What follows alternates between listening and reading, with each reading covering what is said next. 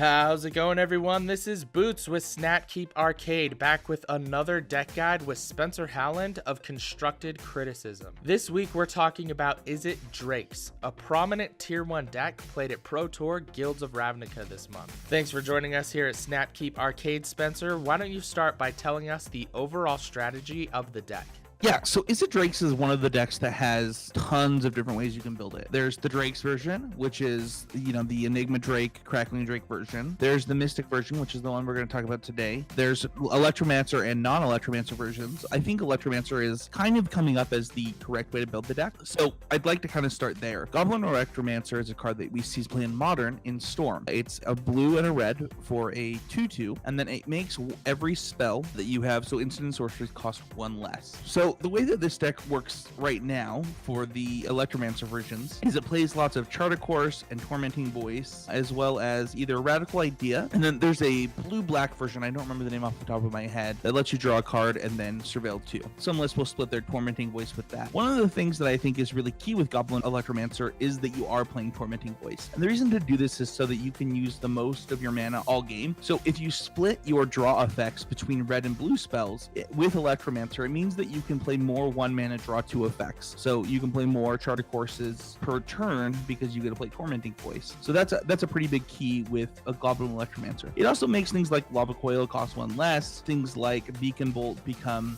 basically terminate, things like that. So Goblin Electromancer is really the key to the version of the deck that we're going to talk about now, and I think the correct way to build the deck. Awesome. Let's go over the creatures in the deck. Yeah, so those that we have here is 3 Crackling Drake, 4 Goblin Electromancer, 4 Arclight Phoenix, and 2 Murmuring Mystic. Murmuring Mystic is kind of the key card here and the difference between something that you might have seen in the last 2 weeks. Murmuring Mystic is a 1/5 for 4 that has a similar to effect as something that you might have seen in the form of Young Pyromancer in Modern, making a 1/1 for every spell you cast. The difference here is that these 1/1s have flying. Murmuring Mystic is probably one of the best cards in the mirror and probably one of the best cards in the format, and it's kind of going under the radar right now just because of, the Pro Tour already happened, so people aren't talking about Standard as much. But if you're going to a PPTQ or you're playing on MTG Arena, this is a card you should probably be worried about. Its 5 toughness is really big, making it almost impossible to kill in the mirror match, as well as also impossible to kill for a lot of decks that maybe are relying on things like Lava Coil. The Crackling Drakes are just these huge flying threats that just win the game all by themselves. They draw a card when they enter the battlefield,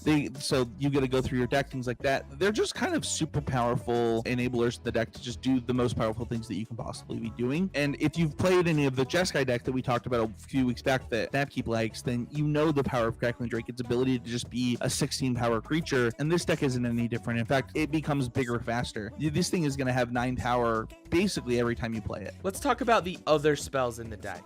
Yeah, I think that the number of draw 2s that you want or the number of draw effects you want is pretty conditional upon the Goblin Electromancer versus non-Goblin Electromancer. But basically, I rank the draw spells as number 1 Charter Course, number 2 Radical Idea, and number 3 Tormenting Voice. To be honest, this is based off of other people's thoughts on the deck. I actually really haven't been impressed with Radical Idea. I know that every deck plays 4 of them before they even play their 4th Tormenting Voice, but Tormenting Voice has really impressed me. It lets you cycle through your deck much faster than Radical Idea. Now, the difference is that when you have Goblin Electromancer, you'd probably rather have Radical Idea. And the reason for this is just you get a double spell with Radical Idea really easily, which makes your Arclight Phoenixes better because those Arclight Phoenixes, you're going to put them into your graveyard with your Radical Ideas, your Charter Courses, and your Tormenting Voices. And then once you get to cast them for really inexpensive mana, or you get to shock your opponent's face or kill the creatures, those Arclight Phoenixes are going to go back. So, those are the main key points of the deck, is those draw spells cycle you through your deck, drawing more draw spells to get your Arclight Phoenixes into play and to keep you ahead on card advantages. You either block or attack with your Arclight Phoenix while you're killing your opponent's creatures. I think that the next thing that's really important here is going to be the removal package. For this deck that we have on the screen, we have 4 Lava Coil,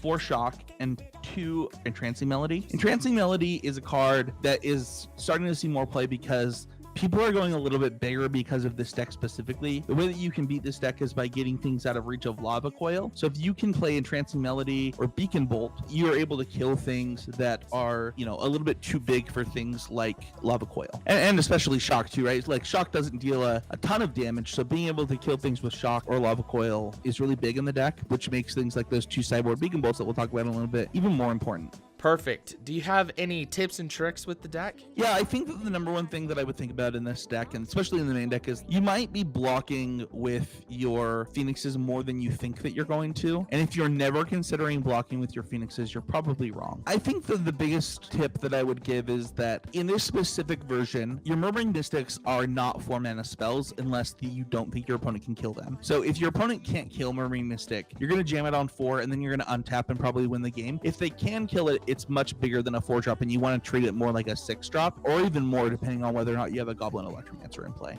Let's go over the sideboard now. Yeah, so this sideboard that we have here is based upon a couple things. So we have one more Murmuring Mystic, 2 Beacon Bolt, one more Crackling Drake, 2 Niv-Mizzet, 1 Ralzeric, 2 Shivan Fire, 2 Dive Down, 1 more Entrancing Melody, 1 of the Mirari's Conjecture, and 2 Negate. I think that the key things here is that we see Shivan Fire. This means that we actually need, against certain aggro decks, to play even more shock effects, and we also don't mind the kicking side having even more things like Lava Coil in our 75. Being able to Lava Coil for, a little bit extra mana to kill even more 4 toughness things is pretty big. Like I said, you're trying to beat decks that are trying to go too big for you to beat, so Beacon Bolt is going to be really important there. One of the things that you'll notice, a distinct thing missing here, is there's no Disdainful Strokes in this sideboard. I think that as I've been playing this deck, Disdainful Stroke has been not the most impressive card. It's really, really good when you have a Goblin Electromancer against the Golgari decks, but outside of that, it's never at its best. One of the best cards in your sideboard is really Dive Down. Being able to protect your Niv-Mizzets, being able to protect your Drakes is pretty big game against a lot of decks, really letting you play kind of a tempo control game against them, a Delver style game, and shutting them out of the game otherwise. Mirari's Conjecture is really taking place of something like a second Ralzeric. The point of the card is that a lot of decks, specifically black-green, they might be prepared for you bringing in something like Ralzeric. So if you bring in an enchantment, it's a little bit harder for them to interact with that card, and it gives you the same, if not more, value on specific turns than something like Ralzeric would. If you think about Ralzeric, one of the things that you'll see is, you're going to come down and kill a creature, hopefully untap with it and get a little bit of value. With something like Mirari's Conjecture, it's going to come down, you're instantly going to get an instant back. Your deck is actually full of a lot of instances, and the instant part is actually super easy to activate. It's actually the sorcery part that's the hardest. For the sorceries in your deck, you basically only have Chart of Course, Lava Coil, and then depending on if you're playing Beacon Bolt after board, you'll have that, but it's actually kind of hard to get that part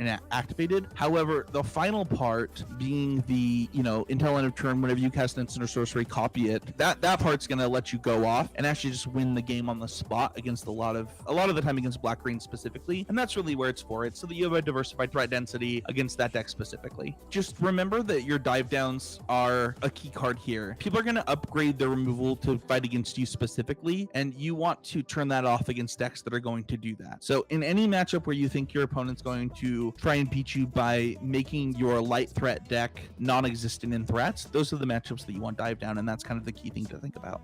Let's talk about key matchups with this deck. Yeah, I think that your matchups with this deck are surprising. I think that you are the best deck in the format against Jeskai, and I don't even think it's very close. As somebody who's played both sides of the matchup, I think that Jeskai basically can't beat you after board. They're like pretty good against you game one, but after board, between things like Negate, your Conjecture, if you want to bring that in, Ralzeric, Niv-Mizzet, they have a really hard time dealing with you. And then Murmuring Mystic is kind of perfect against them. It doesn't die to something like Justice Strike. You never have to attack into it into a seal away. They can't kill it with Lava Coil. It's a really tough matchup for them, and you need to play to your strengths in that matchup specifically. Goblin Electromancer is a card that you got to pick your spots at. I had a game even today where I decided not to play my Electromancer early against Green Black, and then they explored a Ravenous Chupacabra to the top, and then my Electromancer looked really silly, whereas I could have triple spelled had I just played it the turn before. So understanding how your Electromancers are going to work, how your sideboarding plan works against different decks like Green Black and things like that. We're really in a 5-deck format right now. It's straight up 5 decks, right? You have this deck, you have Green Black, you have Mono White, you have Jeskai, and you have Mono Red. That's kind of where this format is at, and those are the type of things that you need to build your sideboard around. Things like Mono Blue and stuff like that, that's not something you're going to need to worry about. You just need to worry about those 5 decks and try and build your deck accordingly. And finally, How do you beat Izzet Drakes? Basically, decks that beat this deck are decks that are good against Niv-Mizzet post-board and that are good against your main deck plan. That's going to be decks that have a high number of Ravenous Chupacabra that don't care about the rest of the things that you're doing. And that's kind of it. I know a lot of Izzet players think they're very favored against green-black decks. I personally don't find that to be true. I think that when you go off, Izzet Drakes is one of the better decks. Last week, we talked about Mono Blue, and that when you have a Curious Obsession, you're favored against everybody. And I think the same thing is true with Izzet Drakes a lot of the time. The difference is that this version isn't the same as those versions, right? We're not playing Enigma Drake. We're not playing Maximum Velocity. We don't get a bunch of free wins for people not being prepared for us. We're really playing Izzet Control with a really synergetic game plan with Arclight Phoenix, using our Arclight Phoenix as removal spells throughout the game by blocking and getting them back by triple spelling. That makes this deck harder to play, and you have to think about your play patterns a little bit more in this deck than you typically would. All right, Spencer, anything you'd like to add? No, I think this deck is actually surprisingly fun. Hopefully this Sunday I'll start this video series on #Quest410. So I'm doing a video series where I'm going to try and get 10 wins with every major archetype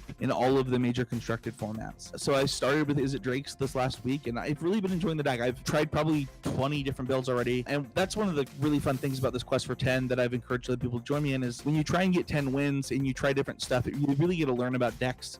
And I've learned a lot about Drakes. The version that we're talking about now is, John Stern's list. But, I'm trying even different things. And I know a lot of people have different takes on the deck. And it's part of why the standard format is so fun. Now, I just want to thank Snapkeep Arcade for doing these videos with me every week. This is becoming one of my favorite things to do each week. So thank you so much to you. And thank you to all the viewers on both my channel and on your channel. If you haven't checked out Snapkeep Arcade and the rest of the stuff he does, and you're listening on my channel, please go there, hit that sub button, hit that like button, give Andrew some love. He really deserves it. Thank you so much to Spencer Hallen of Constructed Criticism for doing yet another deck guide and for all the kind words. Our next deck guide will be released in just a few days, and we'll be going over a sweet brew that's both new and competitive. If you enjoyed this video, please give it a like and make sure to subscribe to Snapkeep Arcade and hit that bell icon to get notified whenever we upload a new video. This has been Boots with Snapkeep Arcade.